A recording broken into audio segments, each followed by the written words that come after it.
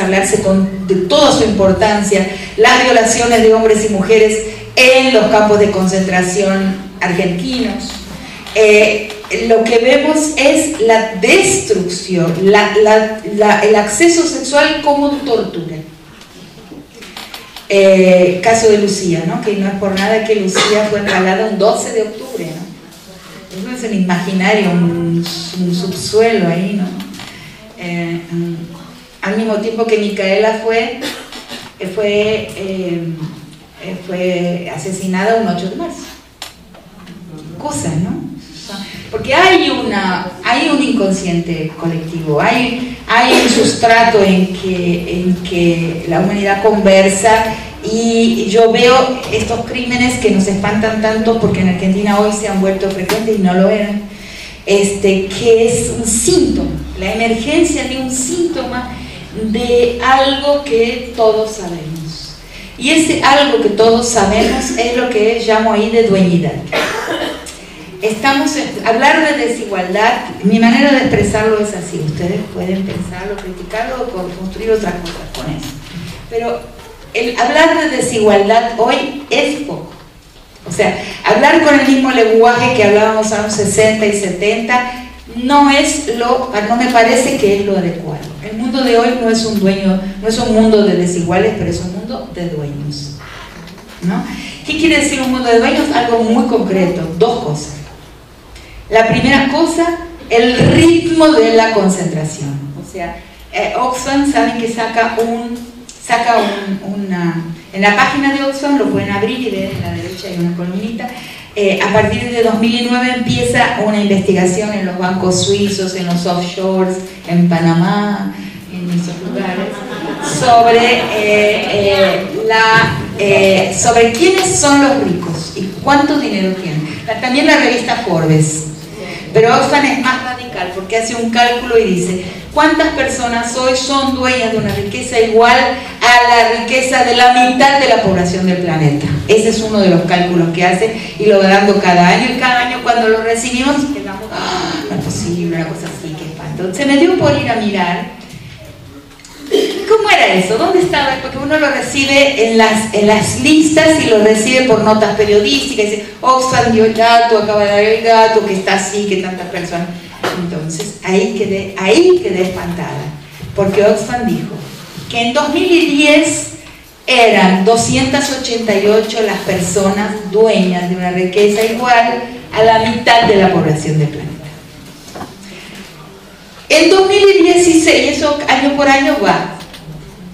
En 2016, por la misma época, fin de año, dijo, son ahora 62 las personas dueñas de una riqueza igual a la mitad de la población del planeta. Y este año 2017 dijo, fuera de época, a principios de año, los primeros 2 meses del año, no me acuerdo si enero o febrero, dijo, uy, cometimos un error.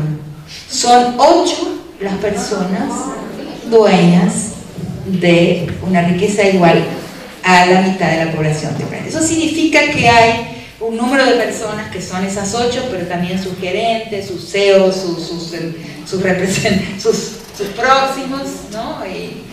Que tienen un poder de compra que producen necesariamente la falencia institucional. No hay Estado, no hay instituciones capaces de poder límite al poder que significa la capacidad de compra, ¿no? Compra de vida y de muerte, compra de voluntades, de cantidades de riqueza de ese tipo. Entonces tenemos eso por un lado. Por el otro lado tenemos la tendencia que se ha manifestado también en nuestro país, de que hasta un determinado momento de la historia, la ficción institucional decía que existían representantes de los ricos en el Ejecutivo, en el Legislativo y en el Judiciario. Y hoy son los propios ricos, los propios empresarios, los propios dueños, que sin esa mediación, que es lo que estoy llamando de ficción institucional,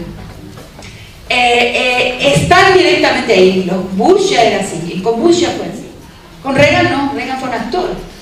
O sea, Reagan fue un representante, alguien que dramatizó y representó a los ricos ahí. Bush fue el propio dueño del petróleo. O sea, Macri es un propio empresario, ¿no? Temer es un empresario, un hombre riquísimo también. Entonces, no hay más esa mediación que daba todavía una apariencia de institucionalidad al mundo de las repúblicas. Eso es un cambio muy fundamental. Entonces, el mundo es un mundo donde hoy operan dueños y expresan su dueñidad de cara abierta, sin disfraz, o sea, sin máscara. Cayó la máscara institucional. Yo creo que la dueñidad es una característica de ese mandato de masculinidad. El potente es alguien que tiene control territorial y capacidad de dueños sobre los cuerpos, sobre la vida y sobre las personas. Y eso se expresa y se aísla como expresión, como comunicación, es lo que le pasa al cuerpo de las mujeres y los niños. Por eso muchas veces preguntan, ¿por qué la crueldad? ¿Por qué Ciudad Juárez? ¿Por qué la crueldad sobre las mujeres? Realmente cuando estaba escribiendo mi ensayo sobre Ciudad Juárez, yo vi mucho tiempo antes la posibilidad de un Ayotzinapa. Porque yo pensé, estaba en mi casa, recuerdo el momento en que dije, esto como lo estoy leyendo, con el modelo con que lo estoy interpretando, puede pasar con el cuerpo de las mujeres, el desaparecimiento y la reaparición con trazos de crueldad, o puede pasar con el cuerpo de los niños. ¿Por qué? Porque esa crueldad no es aplicada en el cuerpo del soldado enemigo. O sea, cuando yo en las mafias colombianas, por ejemplo, el estudio de María Victoria Uribe, que en Colombia tiene unos violentólogos extraordinarios, unos analistas de la violencia. Entonces yo secuestro al soldadito del grupo de sicarios enemigo del mío, o del grupo mafioso antagónico en los negocios con el mío, lo torturo, pasan en la favela del Brasil todo el tiempo, lo mato y después dejo el cuerpo de una forma horrorizante. O sea, en posición corbata, en posición florero, las varias posiciones que la mafia siempre tuvo para expresar su capacidad de crueldad. Pero lo que pasa en este momento nuestro posterior es que no es el cuerpo del soldado enemigo, no es el cuerpo de mi antagónico armado, ni la corporación armada antagónica a la mía, es la crueldad sobre el sujeto inocente. Es un sujeto que no me opone resistencia. El cuerpo de la mujer, el cuerpo de los niños, no es el sujeto leído en un imaginario arcaico o por el sentido común de la gente como un sujeto antagónico que en el medio de la guerra, en el medio del conflicto, muere de esa forma, sino que ahí la crueldad se aísla como mensaje. Y esa interpretación de la violencia sexual como violencia expresiva, que expresa poder, que habla de una capacidad jurisdiccional, de un control jurisdiccional sobre cuerpos y sobre territorios, es ya un descubrimiento de las estructuras elementales de la violencia, del análisis de la escucha de los presos, que voy escuchando que lo que está dicho ahí es la expresión ante los otros, la exhibición expresiva de una capacidad de someter, de apropiarse, de controlar territorialmente el cuerpo de las mujeres. Entonces se expresa ahí una potencia, la capacidad de control. Entonces el mandato de masculinidad se transforma muy fácilmente en un mandato de crueldad. O sea, puedo hacer esto, puedo atravesar este límite, soy capaz. Y no, una cosa que para Ciudad Juárez está en el texto, no es siempre porque se quiera hacer, sino porque se debe hacer, porque se debe. En los entrenamientos de los ejércitos, lo primero, el entrenamiento militar es así. El entrenamiento militar es que la persona aprenda y sea capaz de exhibir la inexistencia de la empatía. O sea, modelar, crear callo, o sea, crear una cascagrosa, como decimos, un callo con relación primero al sufrimiento del cuerpo propio en el entrenamiento. Puedo no sentir mi dolor. Inmediatamente después, claro, naturalmente, no sentir el dolor del otro. Y eso forma parte de lo que recientemente lo llamo una programación neurobélica. Lo que pasa es que toda la población de alguna manera está expuesta a esa programación neurobélica. Si ustedes ven en la televisión, las escenas de crueldad que se muestran hoy, tienen tenitas de principio a fin, no se veían hace 20 años. Nosotros estamos entrenados para que nuestro umbral de sensibilidad a la crueldad está ampliándose, o sea, y ahí voy a cerrar con un ejemplo que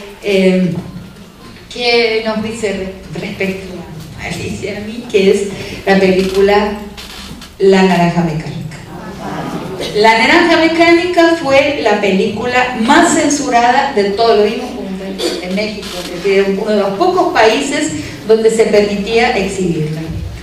Era una película que fue la más violenta de todos los tiempos y fue censurada inclusive en Inglaterra, donde ella fue escrita la novela. La novela la escribe el autor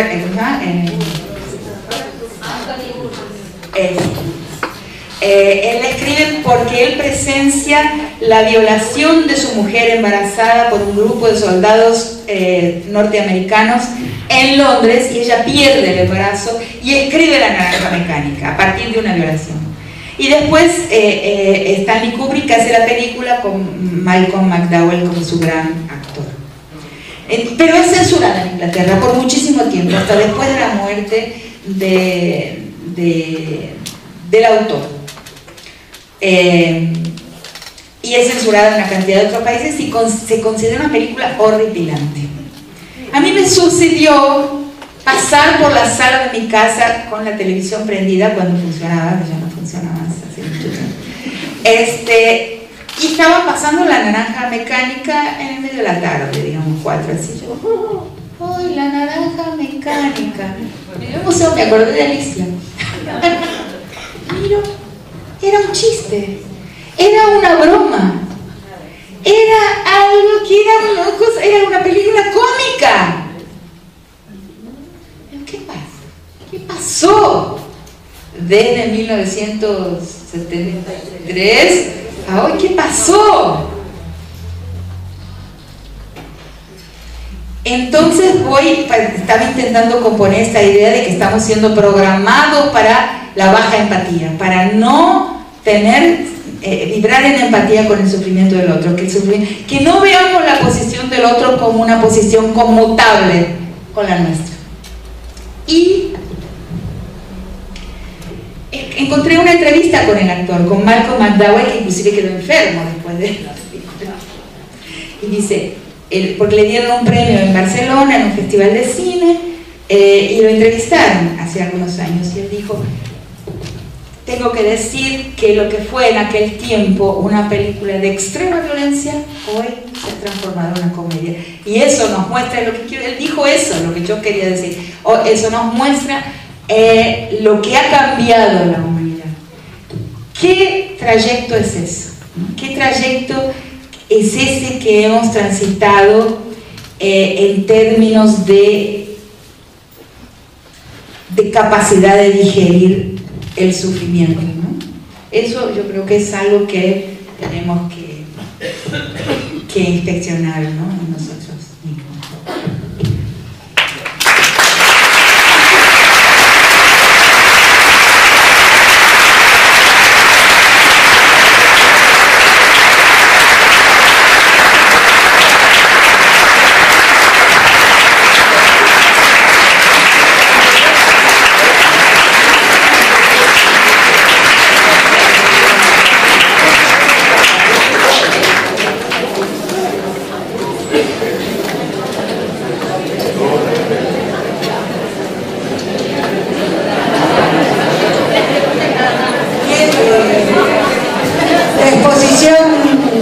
De Rita ha sido muy profunda, importante. 2, 3 preguntas más y ya la dejamos descansar. Está agotada, sí. Claudia. Yo te quería preguntar respecto a esto último que dijiste, con lo que estoy absolutamente de acuerdo con vos, pero además estoy sumamente preocupada por eso. Porque si bien llegamos a este nivel de crueldad, de destrucción, bueno, ¿cómo se sale de ello?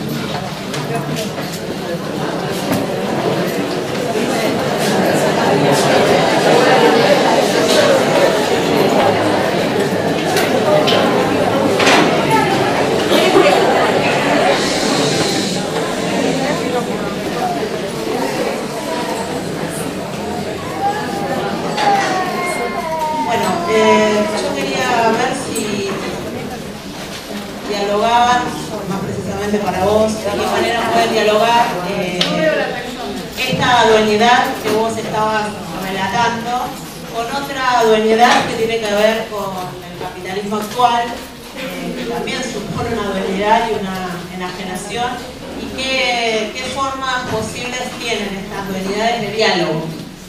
¿De qué? ¿Qué formas de diálogos tienen? ¿Pero cuál es esa otra dueñedad? Para mí, el capitalismo y las relaciones... Es lo que estoy diciendo. Es exactamente lo que estoy diciendo. Bueno, por ahí fue una no comprensión. Como no... Esa dueñedad.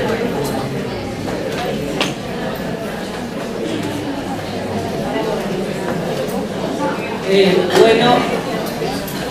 Yo más que una pregunta, le quería hacer una invitación. Seguramente usted sabe que acá existen los encuentros nacionales de mujeres en la Argentina. Y bueno, este año se realiza el 32 Encuentro Nacional de Mujeres en el Chaco, en mi provincia. Así que, ¿En tu provincia? Sí, así que la esperamos, donde hay una gran cantidad importante de mujeres originarias. En ese transitar de ese encuentro de mujeres también se fue hablando de esa triple opresión por ser mujer, por clase y por ser originaria. Así que bueno, eso nomás le quería hacer la invitación. Gracias.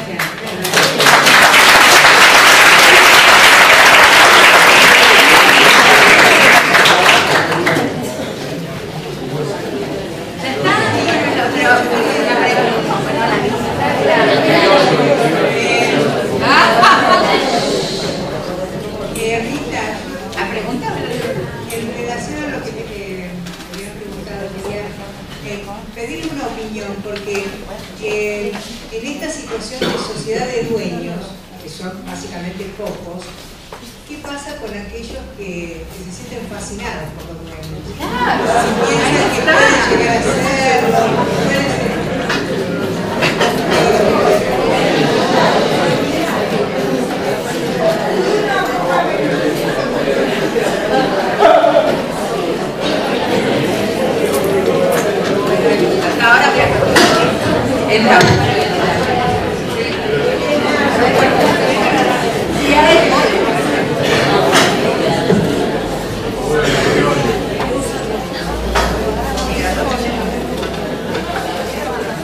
Pensando en lo que dijo la compañera del Chaco y remitiendo pueblos originarios, en el mundo pachamámico que habías comentado, ¿cómo se inscribe la posición femenina y la posición masculina? Pero esa es una... Eso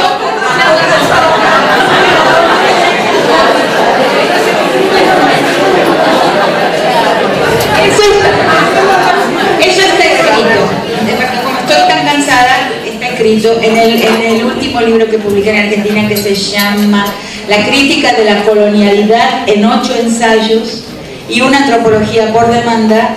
El segundo capítulo, que tiene la introducción, viene un capítulo sobre la perspectiva de la colonialidad del poder, y viene un capítulo que se llama Patriarcado, Género y Colonialidad.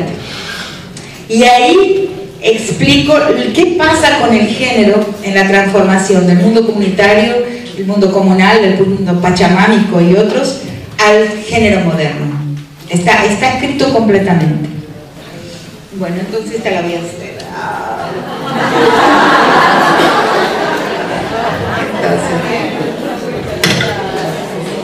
Entonces la primera.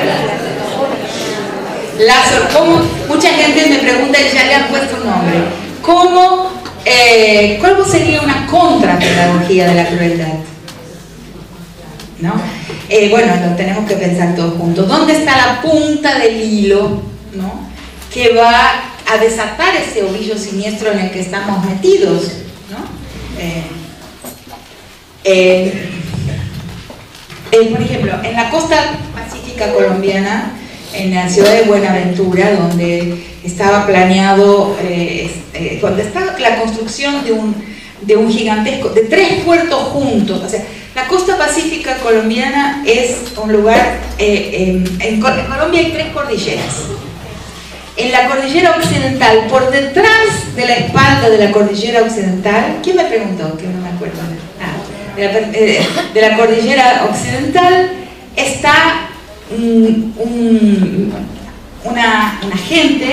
una cantidad de gente que va a lo largo de toda la costa pacífica de Colombia, que son poblaciones negras afrodescendientes, que huyeron de la esclavitud o después del final de la esclavitud y se establecieron ahí en casas palafíticas a lo largo de toda esta costa y que tienen derechos constitucionales a ese territorio. La Constitución colombiana de 1891 les da el derecho a ese espacio.